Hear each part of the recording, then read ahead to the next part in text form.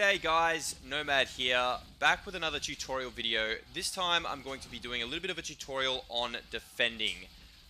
Defending is one of the most important things in Hero Wars, so I wanted to touch on it. I just want to explain to you guys the basics of defending, setting up a tower line, what units to build, and certain situations and how to defend them. So in this situation right here, we're going to be looking at a situation where you're getting beaten on the field. It's a 3v3 scenario, and you and your team need to get back and start to set up a defense pretty early. So right now we're about 35 seconds away from level 2, sorry.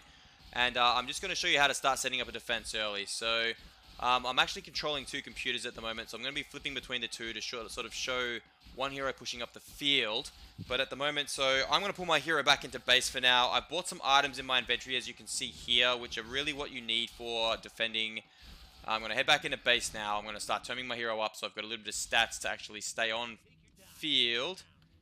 I'm an intelligence hero. Now, probably not the best hero to be defending with Kobold, but technically any hero you can purchase the defending items and defend. You just wouldn't normally use a hero without a actual stun. But for this demonstration, it should be fine because I'm going to be showing you tower lines. So, say for now, we're getting beaten. We've lost a few jewels. And you can see up here now, Red has taken out my tower line. And he's about to kill my midline towers. He's a lot stronger than I am.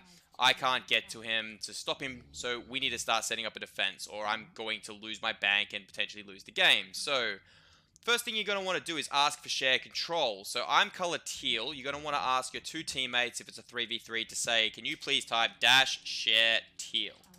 Once they have done that and you've got control of all three of their peons, you're going to have 13 food for all of them, minus the 4 food that they've used for their bank. So there should be 27 food left.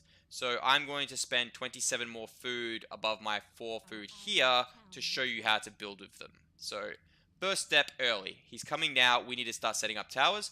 What you want to do is use 2 peons. You're going to use your peon first, and you're going to build 2 towers. The first one's going to be a half a space off that tower line, off that wall, sorry. So not right on the wall, not here, but a half a space off that wall. So just count 1 off the wall, like that. The second one you're going to want to do is corner it diagonally, pull it forward 1 half a space, 1, and pull it down 1 half a space, 1. Place your next tower there. We're going to do the opposite on the other side. 1 there. And we're going to go, again, 1 out, 1 forward, there. The reason we build like that is because the hero cannot run through that space. It might look big, but you cannot get through that space there. As you can see, he keeps running around. He will not fit. Once those towers are built, bear in mind, you're doing this with 2 peons. So you'll build 2 with yours. You're going to use the next player's peon to build the second 2. Once that's done, we're going to double click on them and we're going to upgrade them to an advanced spirit tower.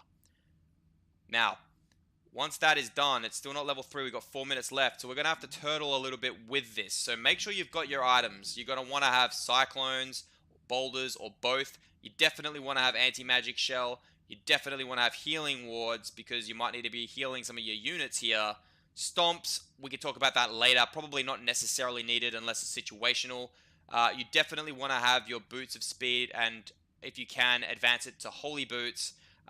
Preferably, if you can get a Raven's Eye by this point, that'd be great. If not, you can deal with invisible units with sentry wards, which I'll go into in a second. But that's kind of your setup. And then what you're going to want to do is make yourself about 6 handymen to start with from this point. 2, 3. So about 6 handymen. And this is going to be the start. You're going to want to get these to 12. We'll start with 6. You're going to pull them here. You're going to click repair. You're going to hold down control and you're going to press a number on your numpad. I like to use 2. You can use whatever number you want. What that's going to do is when I click off of them and I click back on that number 2, you can set it to any number you want. It's going to select them. So you've got control of them if you need to use them. But for now, we're just going to patrol them up and down like this. And then the next thing we're going to do is we're going to make ourselves 3 priests. 150 each. So 1, 2, 3. We're going to upgrade these. So this is just a basic starting defense. And we're going to patrol them in the middle here too. So we're going to hotkey these to 3. Control 3. And then I'm going to patrol them backwards and forwards like so. So what this is doing now is I'm going to come over to the other computer here, and I'm going to come up and show you. So this hero from the other side is coming at me now. He's got some decent stats, don't get me wrong. I probably overtomed him a little bit here.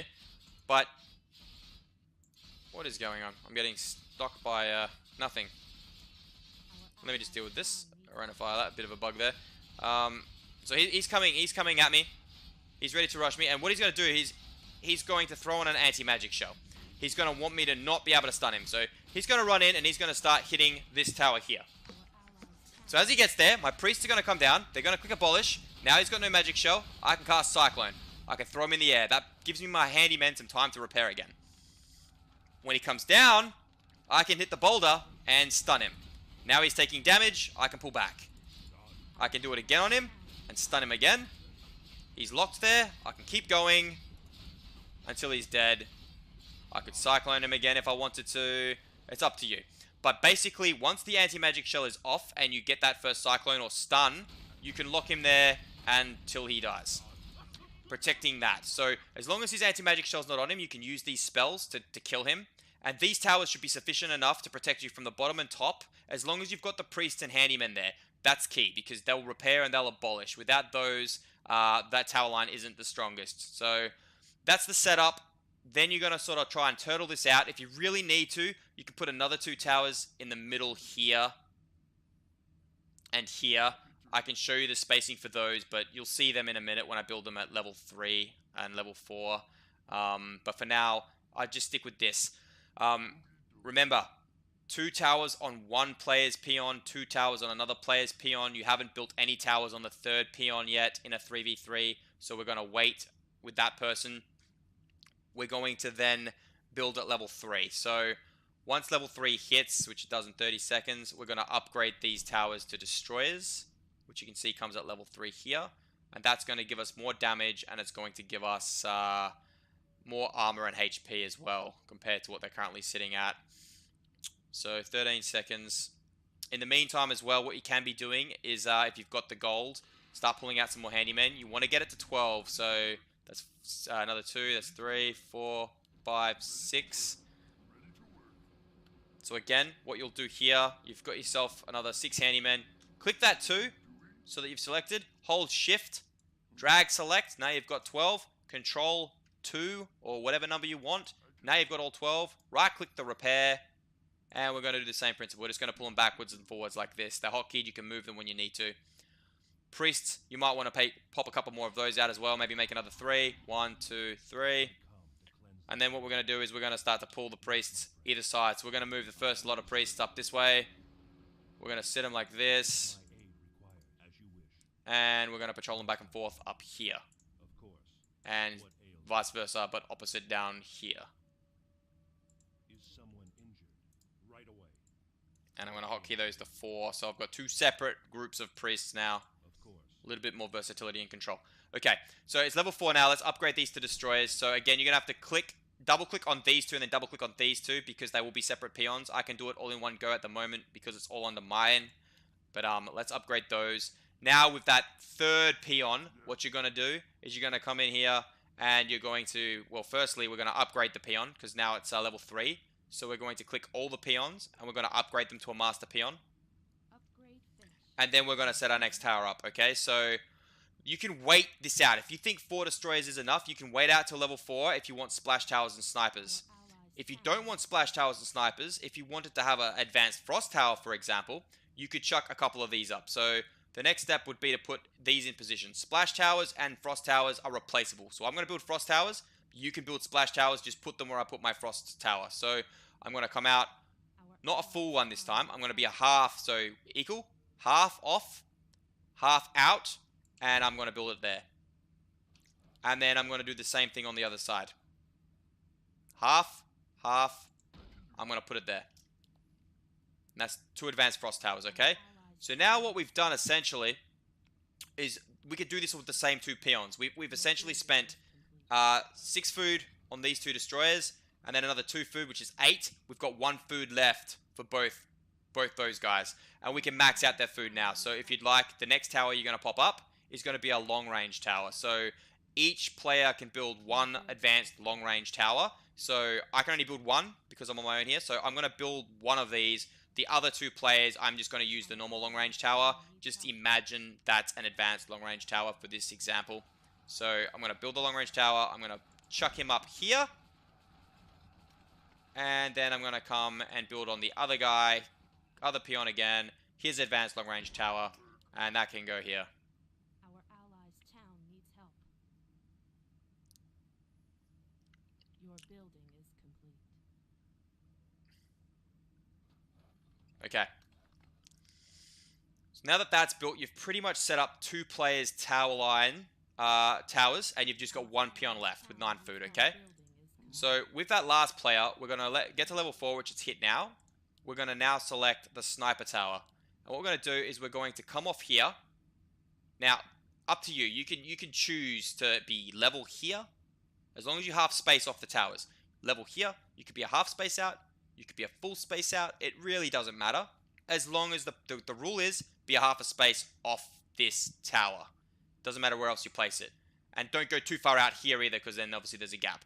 So let's just put it, for argument's sake, here, because I want to have a little bit more damage up front when they come through. So I'm going to put it here. Then what I'm going to do is I'm going to come down equal, so right next to it, and count down 2 spaces. 1, 2, and that evenly blocks both sides. And that's 6 of his food spent. We've got another 3. So we'll just wait for this to build. Now, while that's building, I'm going to explain why you pull the towers out on this angle. If the enemy hero is rushing, he's trying to come in to kill your base, he's going to want to hit this tower here or this tower here. The reason why is simple. If you hug the wall and you run in and attack that tower, all these towers up here are too far to hit you, okay? Which is why you want the sniper tower in the middle, because the sniper tower has 1,000 range, which you can see there, compared to a destroyer has 800 range. A sniper tower also only hits heroes, and it also deals an extra 100 damage. So you want to be hitting a hero on defense. You want the sniper towers in the middle so it can hit both top and bottom. No one in their right mind is going to try and rush you through the middle. People can, but it's a silly idea. Even if there's that gap there, which it's easy to close up. As you can see here, those handymen kind of get in the way. I can hotkey those handymen and block you anyway. I can simply just do this and run them into that gap as soon as you try to go through there to stop you getting through. You wouldn't go through there because every single tower is going to be hitting you. You're taking too much damage. So the reason you angle out is because as they're coming in for this bottom and top tower, this tower is going to start hitting you well before you're in range to hit that, even as a ranged hero. So you can actually abolish the hero up here, stun him with your spells, and now you can defend him whilst he's not in range to hit that tower. He's now going to have to readjust his focus to maybe going here, which means he's going to be taking more damage from all your towers. So it's virtually trying to redirect the hero from trying to hit that tower to making him kind of come up here and taking more damage. So that's why I like to do it. It also gives you room to block. If they do get in there, you can use units to block them and stuff like that. But again, I'm not going to go into too much detail here. This is just a basic defense tutorial. So you've still got that 3 food left. Let me just fill that up for you. So the next tower you'll build again, it'll either be an advanced frost or a splasher. Let's say that they've got a wave building, so you want a splash tower. We can chuck that here. Always put your splash towers closer to the wall near your base, just because that's where the troops come through from. So if the wave's going to attack troops first over towers, it's going to then move this direction. The splash tower is going to work its best there. You could replace that long range tower here for the splash tower to put the splash tower a little bit more central if you wanted to as well. Now you could always put the splash tower back here as well to use that same principle again of making it harder to hit the splash tower while they're in range. It's really up to you. Sometimes you might prefer it like this because it gives your priest more protection. These positioning of these towers really comes down to personal preference. And the same thing, you've still got that long range tower, so let's put another long range tower here. Okay. The reason we're doing it like this is you've got now 1, 2 towers, 1, 2 towers to get through, to get to the farm, if you want to take the option of taking less damage. If you want to come up here or here and try to go for the ice towers, so we could come in here and try and kill this. It's a 1 tower gap. Problem being, now every tower is hitting me. Like, if I come in there, this tower is probably going to be in range of me. This tower is definitely in range of me. That's a long-range tower, no problems. That tower is probably going to be pretty close as well. So you're taking more damage. So generally speaking, they're going to want to try to come in and hit this. And plus, like we said, we've actually pulled these towers back a little bit as well. So to get in there, you're going to be easily blocked if they want to as well. So that's the setup, guys. 12 handies. You want to get yourself to about 6 priests minimum. As I said, you can mix this up. You can make yourself some more priests if you want to have some more priests hidden on hide. If I click over and show you, they have a hide ability. You can put them in the middle there. You can hotkey those as well, just as extra spare priests. You could make extra handymen to put on the farm. You could make an extra group of 12 handymen to have one up top, one at bottom. Bear in mind, though, when you do this, you're spending lumber. They all cost lumber. Handymen 30, priests 50. One more thing I will touch on. Troll Witch Doctor. Let me show you that. Also very good for defense. This little guy, if you don't have that Raven's Eye and you can't see invisible units, this guy's great. Bring him out. His Q will drop sentry wards. He will be able to see invisible units. Now, when you cast these, cast them along the wall. One up top, one up bottom. Reason you do this is because if the other team has True Sight and you put it smack bang in the middle like this, they're going to just kill it. It's easy to see. You put it up on the wall, they're less likely to notice it. So definitely put them along the wall like that. The other 2 spells they have, I've just ran out of mana, so I can't use that. I'll just come back into base. But a mana ward. Your priests have mana. So if your priests are running low on mana because they've been abolishing a lot, you can grab this guy, throw down a mana ward, and now the priests are going to heal, rejuvenate their mana. If any of your units like handymen or priests have taken damage and they need to heal, instead of running them back into base, you can just quickly throw down a healing ward with this guy as well. So very good unit to have on defense. I generally like to just sit him on the field, just behind my bank, like this. And that's pretty much the defense setup. Now, apologies for the cut there, guys. I was going to send a wave and explain that, but it lagged up. So instead, I've got some footage here of another attack that a team did on us earlier where I had my defense set up. This was a 2v2. This one here, you can see they brought a bunch of mortar bombers, so I quickly go back to base as soon as I have 1,000 gold, and I cast what's called God's Blessing. I just wanted to touch on this spell. You've got 3 of these per game. It's going to make all of your towers virtually invulnerable to damage for 30 seconds. So the only thing that's not invulnerable is your main altar. The main base can still die, but everything else becomes invulnerable for 30 seconds. Another crucial thing for defense, if you get caught out, as that point there, they brought bombers, I wasn't expecting it, I can quickly cast that. It gives me some time to reset defense for 1,000 gold. They put pressure on them, as you can see here, the red bombers came in and they lost a few. They weren't sure what to do. They had to pull their stuff back as I ran back out and started attacking them with my hero. And my teammate's hero also started attacking them, forcing them back. Saved us the game. We ended up winning this game shortly after this attack. The other thing we did here is we did send archers also.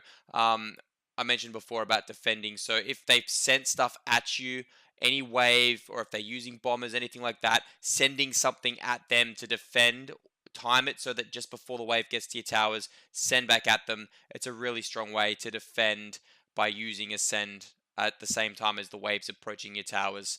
So one point I wanted to make, and another point here, I clicked to another video, is defending an avatar hero. An avatar hero is magic immune and you cannot abolish it. So you can see here in this rush, the avatar hero runs towards my towers. I use my handymen, as we discussed before, pull them down, block the hero from getting towards the tower he wants to hit. By the time he realizes he's blocked, he switches to the other tower, doesn't have enough time to actually kill anything, and without losing any handymen there, I managed to defend that rush. So a quick point, if you're versing Avatar, really make sure your handymen are hotkeyed because you're going to need to use those to defend towers just as much as your hero. And that's it for the tutorial, guys. It was a bit of a long one. I tried to get as much in as I could and keep it as simple as possible. Hope you enjoyed it. If you did like this, please click the subscribe button on the YouTube channel. Like the video. And check out our website. It's up now, herowarsleague.com. Join our forums. We've got the Discord up also. The information's on the website. So yeah, thanks for watching, guys, and I'll see you on the next video.